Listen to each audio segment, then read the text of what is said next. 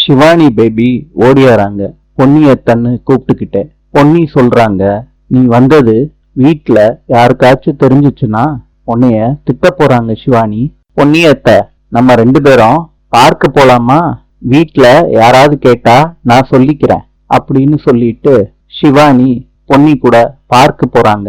ஊஞ்சல் விளையாடுறாங்க. அத்தை, கொஞ்சம் வேகமா ஊஞ்சல் ஆட்டுங்க. ஷிவானி, இதுக்கு மேல வேகமா ஆட்டுறதுக்கு எனக்கு பயமா இருக்குமா? பரவாயில்ல அத்தை, பயப்படாம ஊஞ்சல வேகமா ஆட்டுங்க. கண்ணை மூடிக்கிட்டு பொன்னி ஊஞ்சல ஆட்டி விடுறாங்க. அப்ப பொன்னி தலையில கருப்பு துணிய போட்டுட்டு ஷிவானிய கடத்திட்டு போயிடுறாங்க கடத்தல்காரங்க.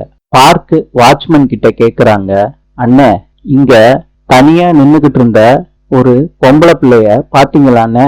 பொன்னி கிட்ட அந்த வாட்ச்மேன் சொல்றாங்க, இப்பதான் அந்த பொம்பளை குழந்தைய ஒரு வண்டியில தூக்கி போட்டுக்கிட்டு 2 பேர் போனாங்கம்மா.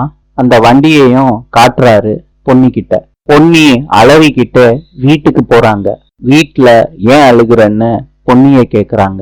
அதுக்கு பொன்னி சொல்றாங்க, ஷிவானிய யாரோ 2 பேரு கடத்திட்டு போயிட்டாங்க. பவானியும் வீட்டுல இருக்க அத்தனை பேரும் திகச்சு போறாங்க. பொன்னி சொன்னதை கேட்டு. நாளை சந்திக்கலாம்.